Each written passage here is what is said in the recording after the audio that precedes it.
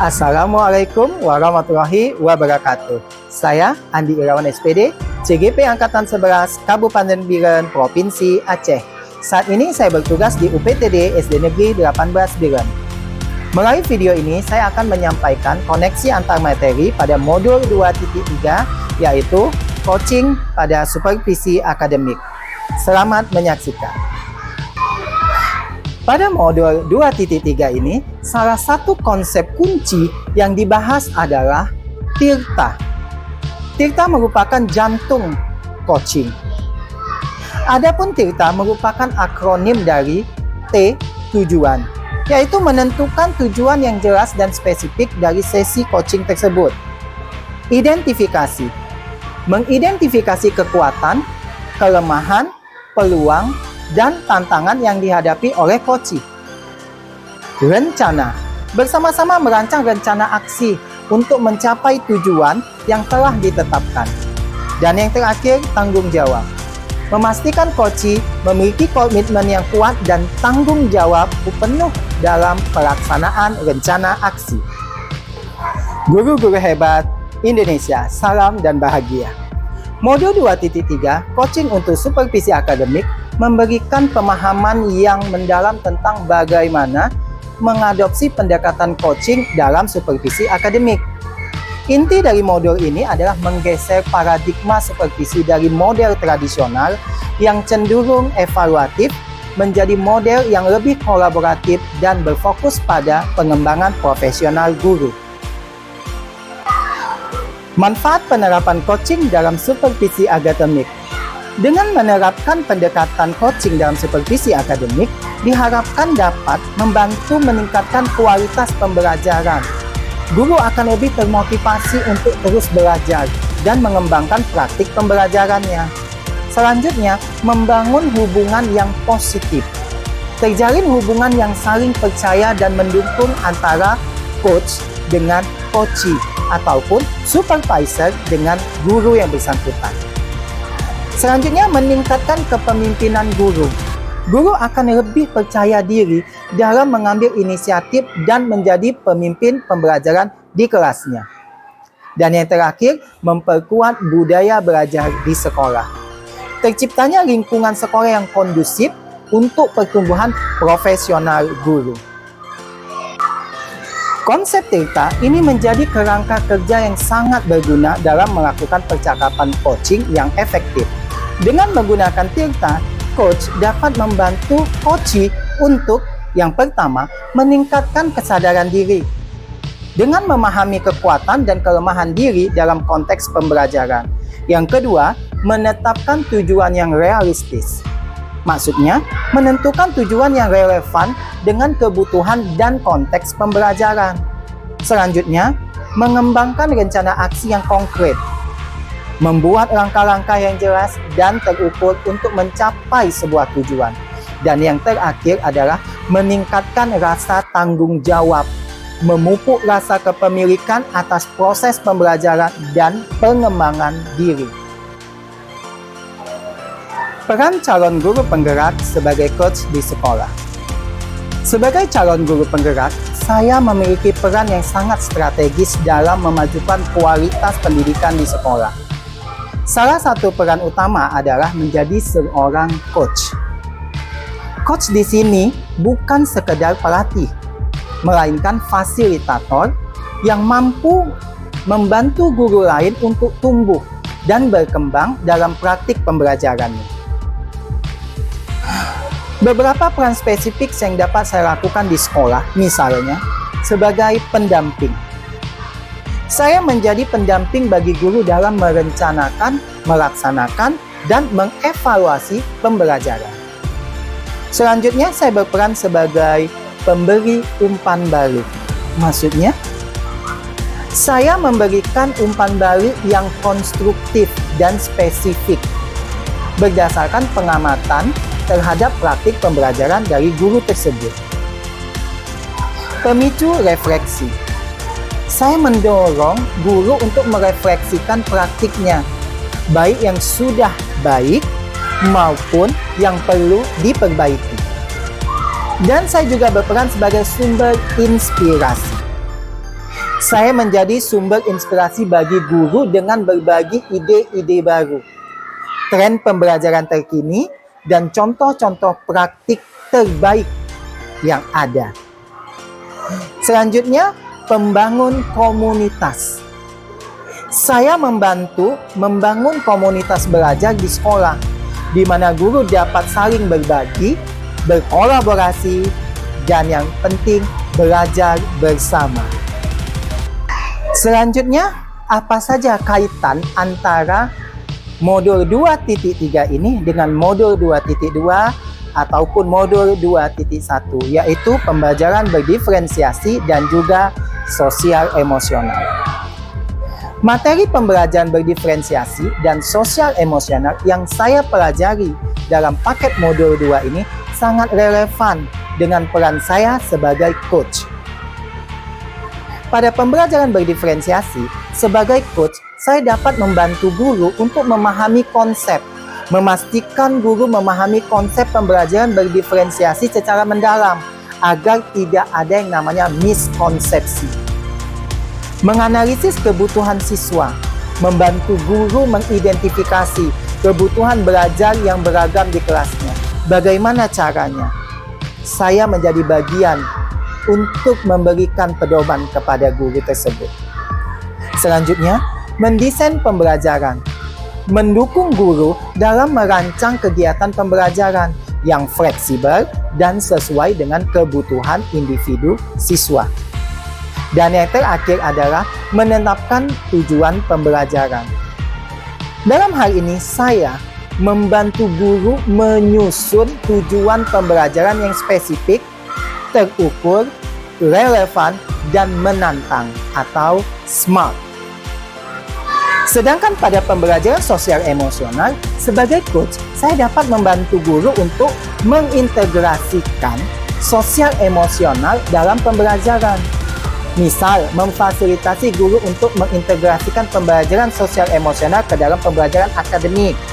Membantu guru mengembangkan keterampilan sosial emosional seperti kesadaran diri, manajemen diri, kesadaran sosial, keterampilan bersosialisasi, dan pengambil keputusan yang bertanggung jawab. Selanjutnya, menciptakan iklim kelas yang positif.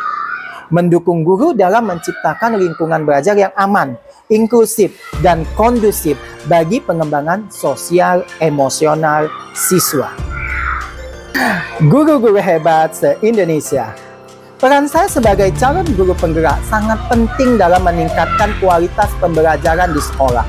Dengan memahami konsep pembelajaran berdiferensiasi dan sosial emosional, saya dapat menjadi coach yang efektif bagi guru lain.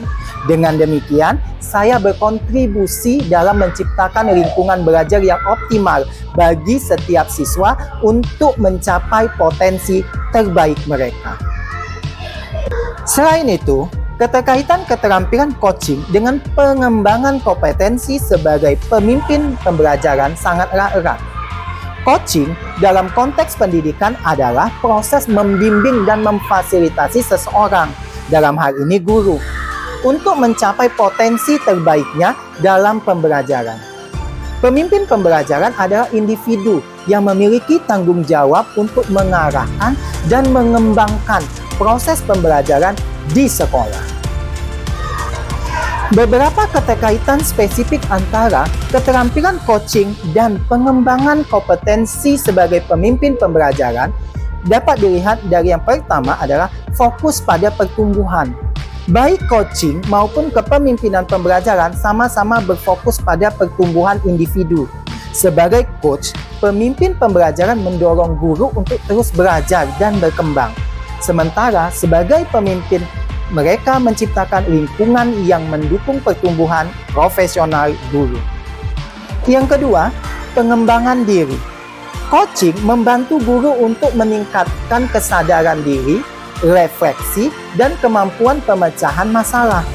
Hal ini sejalan dengan pengembangan kompetensi pemimpin pembelajaran yang juga harus memiliki kesadaran diri yang kuat, kemampuan untuk merefleksikan praktik kepemimpinannya, dan mampu memecahkan masalah yang kompleks.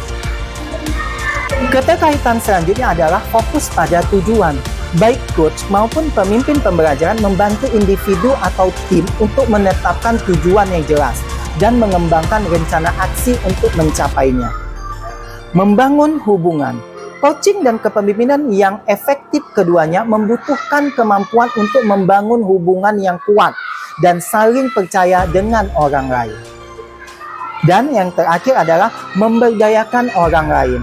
Baik coach maupun pemimpin pembelajaran bertujuan untuk memberdayakan orang lain agar dapat mengambil inisiatif dan bertanggung jawab atas pembelajaran mereka sendiri. Di dalam coaching, sebagai coach kita harus memiliki beberapa keterampilan. Adapun keterampilan yang relevan dengan kepemimpinan pembelajaran adalah yang pertama, mendengar aktif. Mampu mendengarkan dengan empati tanpa menghakimi. Yang kedua, mengajukan pertanyaan yang efektif. Mengajukan pertanyaan yang membuka pikiran dan mendorong refleksi.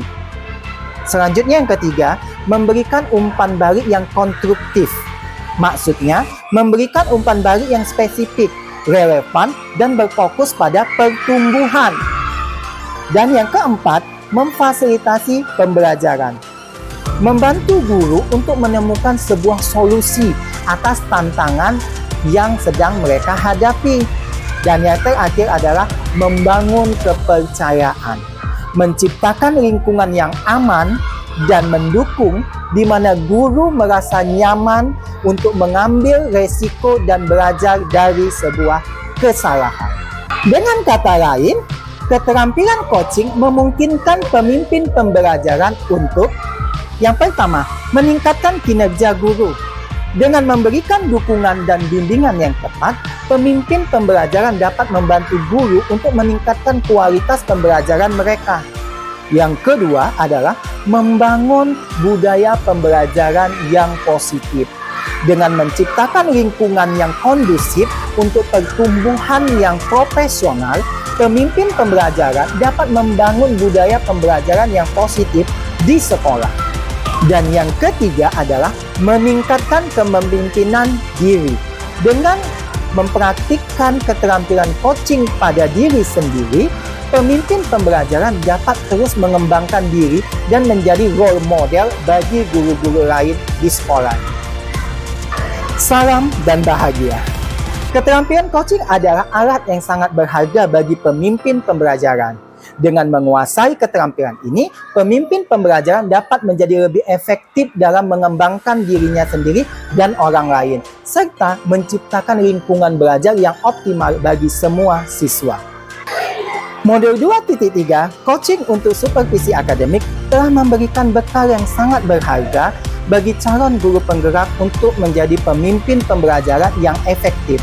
Dengan menguasai konsep coaching dan menerapkannya dalam praktik, kita dapat menciptakan perubahan yang signifikan dalam kualitas pendidikan. Guru-guru hebat, selain yang saya paparkan tadi, ada yang penting untuk diingat, yaitu coaching adalah proses yang berkelanjutan, bukan sekedar satu kali pertemuan. Keberhasilan coaching sangat tergantung pada hubungan yang terjalin antara coach dan coachee. Konsep Tirta hanya merupakan salah satu kerangka kerja yang dapat digunakan. Masih banyak model coaching lainnya yang dapat kita adaptasi. Setelah mempelajari modul 2.3 ini, saya berharap saya dapat menerapkan coaching dalam praktik pembelajaran saya. Memulai melakukan percakapan coaching dengan rekan sejawat. Yang kedua, membangun komunitas coaching. Menciptakan ruang untuk berbagi pengalaman dan belajar bersama dalam menerapkan coaching di lingkungan sekolah. Dan yang ketiga, yang terpenting adalah menjadi role model, menjadi contoh bagi guru lain dalam menerapkan praktik coaching. Salam dan bahagia guru-guru hebat se-Indonesia. Demikianlah pemaparan saya pada koneksi antar materi modul 2.3 Coaching untuk Supervisi Akademik. Semoga apa yang saya paparkan tadi bermanfaat bukan hanya untuk saya pribadi, tetapi untuk dunia pendidikan di Indonesia, terutama rekan sejawat yang hebat-hebat di luar sana. Akhir kata, salam dari saya. Assalamualaikum warahmatullahi wabarakatuh.